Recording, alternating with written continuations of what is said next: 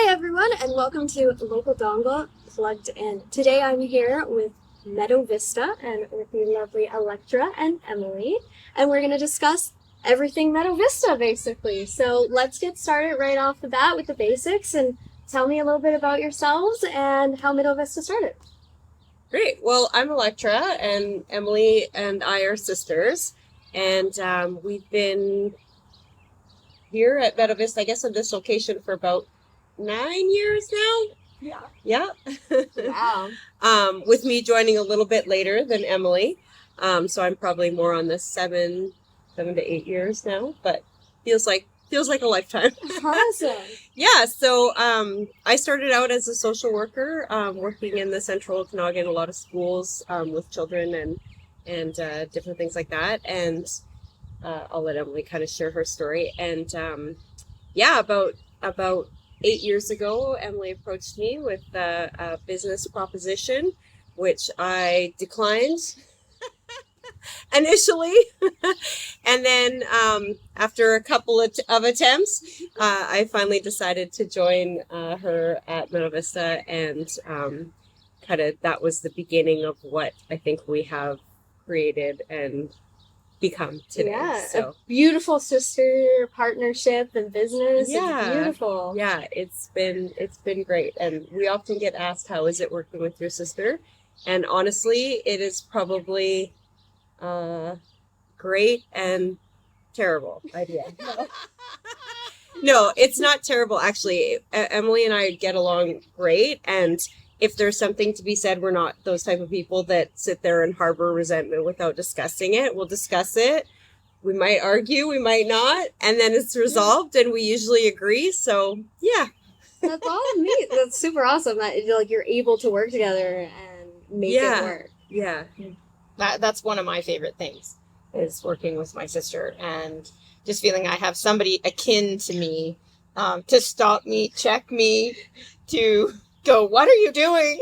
Or to or who thinks the way I do too, right? So, you know, if Alexa says something like, this is going to be great, and I go, okay, she can explain, and then I go, oh yeah, that's going to be great, right? So yeah, I started out in food and beverage in Vancouver, actually, and was very interested in the wine industry there. I moved here, we're not going to talk ages or how long ago, a number of years ago, and worked in wineries and food and beverage in the Okanagan for about 15, 20 years. And I loved the genre, and I loved what we have here and what we have to offer, and our terroir and our farm to table and our grapevines and it's incredible.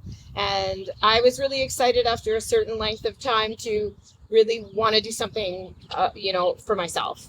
So I actually originally joined my original business partner, Judy, here. Quite a number of years ago. And Judy had started here at Meadow Vista with some incredible fledgling ideas.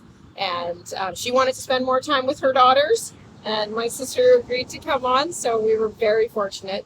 That worked out really happy for everybody. And Electra and I have, it feels like moved mountains in that 7 years. It's been incredible. Wow. So what exactly made you guys go into mead versus wine? I loved the wine industry, and I loved the sustainability of mead. The idea that in doing something sustainable and environmentally helpful, beekeeping and helping the bees, and bees make 3 times as much honey as they need. So the more bees, the more honey, the more mead, the better, right? So it supports that industry, right? So supporting the bees is supporting doing that. So a sustainable alcoholic beverage. And there wasn't much. I mean, there are, and I kudos to those organic wineries that are doing that organic farming. It's tough, and they're doing it, and that is a sustainable alcoholic beverage. But it's very hard to get that certification. It's very hard to do. So it was just, so the idea of going into, mead was just, this is it. And Judy had started And I was extremely excited about the idea to move into that and to grow the bees, grow the apiary, and grow the winery. Perfect. And I mean, more bees, that means the world is being saved at the same time, right? So Exactly. dual hand. So with Meadow Vista, not only do you have the tasting room, so what hours are the tasting room open? Right now we are 11 a.m. to 6 p.m. daily. We'll probably stay with that through the busy season. We do stay open year round. We're one of the few full-on year-round wineries. We will at some point go down to 11 to 5. But generally, we are at 11 to 6. Yeah. Amazing. So as well, you have the bistro, which is going to be opening on April 26th. So new menu, beautiful outside bistro. Tell me all about that. I'll talk more because the bistro's my baby. Farm to table. So obviously, having worked in food and beverage for so many years, I'm just absolutely enamored with using your own apple that grew right there rather than getting this apple from a food supplier from across the world, right? Yes. So we have this incredible farm to table program. We have partnered up. We make a lot of things ourselves. We grow a lot of things ourselves. We have a full gardens in the back that we do grow many items that we're using in our bistro. But we've also made some incredible partnerships with local growers and local producers. We're using all organic breads from Okanagan Grocery. Just love it. Organic rosemary focaccia, you can't beat it, right? Yes. We're working with Helmet's Meats, which are all pure, locally made meats. Fake salamis and gorgeous Big Game Farmer sausages. Yeah, really lovely. No fillers, no gluten, just pure, right? Exactly how it Local should be. cheeses, exactly. Yeah. We've teamed up with Carmeli's. We've teamed up with the Village Cheese. White Drop we recently have teamed up with as Amazing. well. Some local. And then some local growers, other growers to help supplement our growing. We're growing our own vegetables, making our own pickles, growing our own vegetables, making our own soup. So very farm to table. Fresh paninis, flatbread pizzas, homemade soups, salads. Charcuterie is a big one for us. We do an incredible charcuterie. So yeah, outdoor, we've got our bistro area, patio covered, and then we've got a picnic area. Nice. With beautiful little umbrellas and picnic spots. We do have a lounge license, so people are able to get a glass of wine and sit on our patio and enjoy a glass of wine or a flight. We've got wine flights is our new thing. And then we've been doing a fair amount of packages with the bistro. So right now, before we opened our bistro fully, we've been doing our Blossoms and Bites. So Blossoms and Bites goes until May 10th. $42 for 2 people. Wow. They get to choose between 2 guided wine tastings or 2 wine flights. And then bento charcuterie. We've got these cute little bento boxes, a local charcuterie. And then sharing organic triple chocolate Calavo brownie with honey ice cream. Oh, that sounds way too good. I want it now. So what is both of your favorite item of it? Oh, I guess mine is the soups. I love our homemade soup. But the panini's a tough choice, but I love our food soup. Panini's one of the most popular, I think, and the peach and prosciutto flatbread is probably the people who have had it absolutely love it. So yeah, it's really good as well. So let's roll into talking about some events. So what are the events that you guys are holding this year? We've started to do a fair amount of events. We do ticketed events. So as I mentioned, we're doing our Blossoms and Bites until May 10th every day. And then we have on May 12th, we're doing a Mother's Day brunch. We're very excited. It's going to be a wine-paired 3-course brunch. Local Eggs Benedict. I think we're getting some local potatoes for potato hash. Fresh fruit. And our dessert is going to be some local handmade macaroni. So We're going to pair that up with our meads, do a little, everybody gets a little gift of an infused honey. And that one is $69 a person plus taxes. And then we are doing our Secret Life of Bees. So one of the things that was really important to Electra and I was, and she's going to talk a little bit more about that in a bit, but is education. And education about bees, education about beekeeping and the importance of bees in our lives. And so have been wanting for a long time to incorporate a bee tour.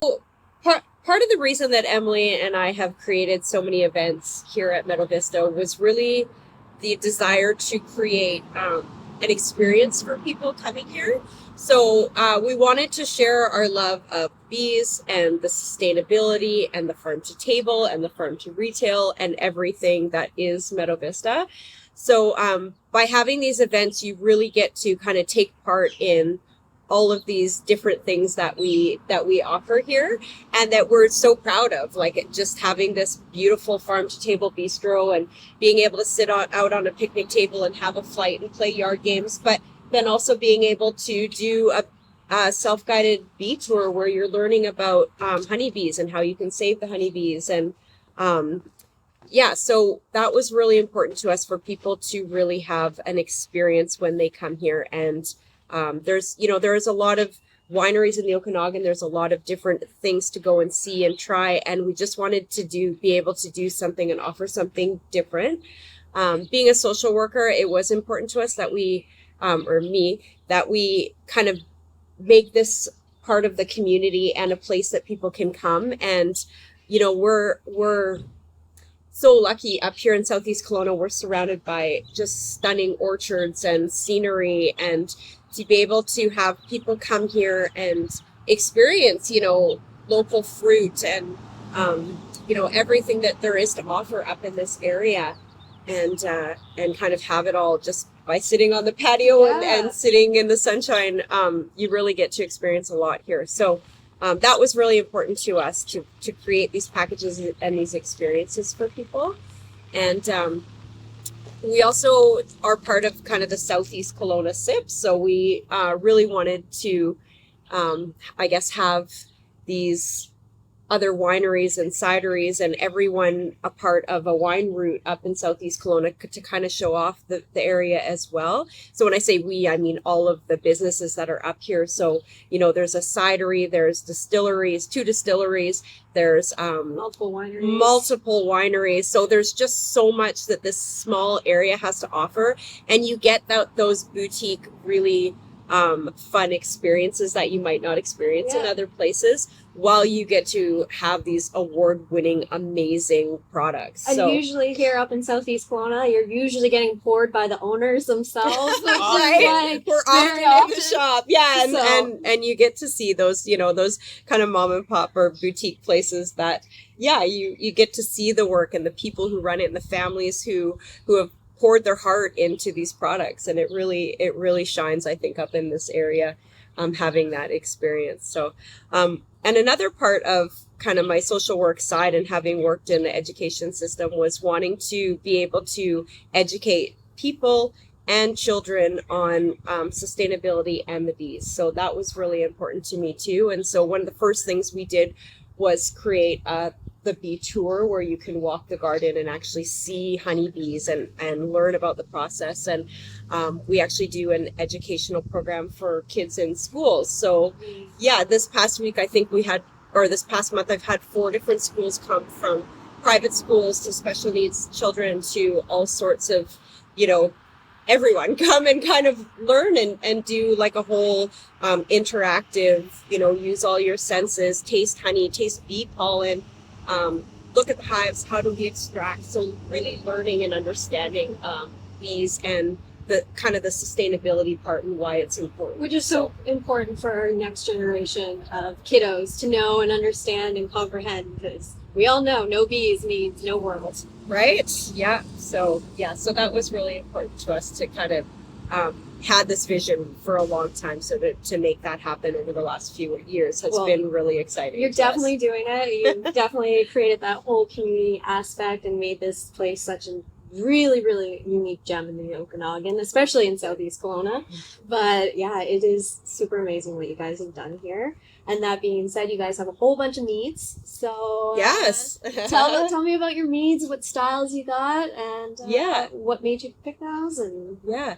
So mead is just any time you ferment honey into alcohol. So mead and honey wine are technically the same thing, and it's just that process of doing that. A lot of people didn't even know that you can make wine from honey, so a lot of people are surprised to hear that. However, it is actually the oldest alcohol on the planet, so it's been around for thousands of years. We just do a very clean, fresh, little bit dry, filtered version, right?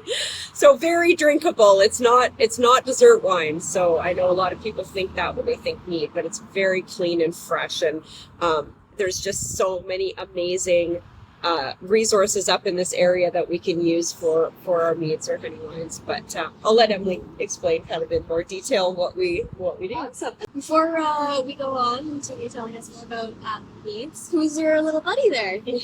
This is Frankie. She's decided to join us. She's our winery dog. She's my dog, actually, although I think she belongs to everybody at this point. She's a little chorky. She's 4. And she's in our wine shop every time I'm here, which is most of the time, greeting people and saying hi, and sometimes not listening to me and coming back into the wine shop when she's supposed to. So I'll tell you a little bit about our meads, as Electra said. There's so many opportunities of what you can make. So mead is made in over 70 official styles. They are done by style. So a style is by how you make it or what you've added. So we're making, I think, officially 8 styles of mead. We make 3 stills.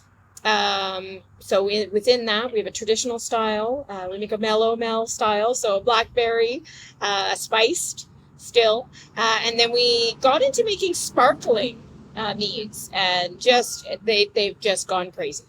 So we make 3 sparkling meads now. We make a sparkling apple, a sparkling cherry, and a sparkling blueberry Haskell. Apples from here, yeah, it's a lot of people's favorite. Apples from over that hill, cherries from over that hill, Hascaps from over that hill at the Hascap Farm Limited. Gorgeous, bubbly swing tops, and they've actually gone so crazy. You can find those in Save On Foods and Superstore in the local BC section of your favorite grocery. And then we do a couple of little specialty things. We do a dessert style. We did a braggot style of mead, which means it's like a light, refreshing, dry, hoppy, hops and malt, make it like a honey beer, but dry and refreshing. Yeah, that's so the one good. that my hubby likes. And then last year we moved into doing our stingers, which are our refreshment meads. So a little lighter alcohol. They're an 8%. They're in a can. We've had a lot of fun. They're dry, light, refreshing. We've done a yuzu honey lemonade, a vanilla peach Bellini. Gorgeous, easy to take with you, golfing, boating. They've been fantastic. And we just recently have released our new line of meads. It is called the Matriarch Series. Electra and I got talked into calling it the Matriarch Series. Queen Bee, our team was like, you have to say Matriarch. Oh, okay. So our Matriarch line, this is our reserve line. So top of the line honey. We've really spent a lot of years getting that clean, dry, crisp, light mead. And so really felt we were at the point ready to do a reserve line. So the first one in the reserve line is called Stella Luna. The sun and the moon, and it is our oaked mead. We've done it in French oak, and How long has it touched the? It doesn't take a long time. No. It was not long. It was really just a short period in the oak. It really took it. Mead really, it really did. So vanilla. It has such a beautiful finish. I'm not even a huge oak person. Like I'm not a crazy fan of Chardonnay, but it is so lightly oaked, and then it has notes of strawberry and vanilla. It is just delicious. Really smooth finish on it. Yes. And then we did our nocte, which means night, and it is a piment style. Piment means to add grapes or grape wine to a mead. So this one we've added some Syrah grapes. I don't know how we got Syrah grapes in this current climate in the grape world. Wow, you're real lucky. We got very secured lucky. before the shortage, I think. Yeah. Beautiful. Aren't you happy you guys aren't in wine right now and you're in mead? Yes. We are. I get asked that a lot lately, and I have to remind people we've had some real bee struggles the last few years. It's not as widely publicized. It's not as talked about. There's not as many meaderies, of course, so it hasn't gotten the same attention or press or assistance that's happening with grape wineries. But there was 3 really tough years with bees where beekeepers were losing 50 to 100% of their bees over winter. So we're no strangers to hardship of not having the product to make your wine with. Yeah. So that we have had struggles with that. We did have actually a very good year last year. So we've had a bit more honey this year. So yes, in a year. Did you guys lose many bees? We always do. You always do. No matter how great your beekeeper. We have 3 great beekeepers. Actually, Electra is one of our beekeepers. Mark is been beekeeping for 40 years, is our senior beekeeper. He's slowly trying to retire and training our new beekeeper, Lou, who's doing a phenomenal job. We always lose some hives. I think we lost about 20% this past winter, but that's better than the 90 the year before. So it's got its own little tough challenges. So the last mead in our matriarch line has been about 6 years of me wanting to make it. And then Electra was like, I don't think it's going to taste good. It's not going to work. It's not going to work. It's a Roto Mel. Mellow Mel means when you add fruit to a mead, would be the style. So Mel at the end there is fruit, raspberries, local beautiful raspberries got. So gorgeous. And Roto means roses. So it's got a really light rose petal finish. And you have to be, I think, very careful when you work with herbs or flowers. It is so subtle and so smooth and so gorgeous. So it's a raspberry rosé. That sounds really good. It is fantastic. To be honest, it was actually way better than we thought it was going to be. We researched and developed, and then went through with the finished product, filtered the finished product, and this is actually way better than we even had hoped. So, very limited release, so just a little bit there. Whoa, awesome. Okay, out of all your meads, what is your favorites to drink? I am still a sparkling cherry fan. That's probably my go-to. It really actually depends on the day and the mood and what we're eating and whatnot. But sparkling cherry probably to this day is my favorite. The canned refreshers, I often have those just because they're so easy to grab and take with you. Or if I'm going to a friend's or going out, they're really easy. And then, of course, Cloud Horse, because you can drink it with just about anything and it's just so light and clean. Yeah. And then what about you, Emily? I actually am a big fan of, as much as I like the raspberry rosé, the Stella Luna has become become my new favorite. I was a sparkling cherry. Most of our team actually would choose the sparkling blueberry Huascap. Actually, we get most people. That's probably one of their number ones. Electra and I were always sparkling cherry, so that was my go-to for years. But right now, the Stella Luna, the oaked, I love it. My other personal favorite is the Marbach with the blackberries that you guys grow yourselves. The Rubus. Oh, the Rubus. That's the Rubus. Yeah. Sorry. So the blackberries. The blackberry. Don't get me. The grapes have suffered, right? Yeah. The blackberries are suffering along with grapes. So it's just been a really tough growing year for any fruit. 3 years for any fruits, grapes or trees or bushes, right? So the blackberries have struggled. So we have limited amounts of Rubus. We did run out at one point last year. So that is becoming a bit more of a limited release just based on how well our 3/4 of an acre of blackberries do. But we do have some stuff. And then on that note, what is your message to the community? Tough one. I think for me, the message to the community is small business, and particularly farm business, is really difficult in British Columbia right now and lately, particularly seeing COVID and fires and grapes and fruit and growing shortages and plant death. And I think it's my message is support your local growers. Just get out there and eat local food, eat that local fruit, drink that local beverage. It doesn't have to be alcohol.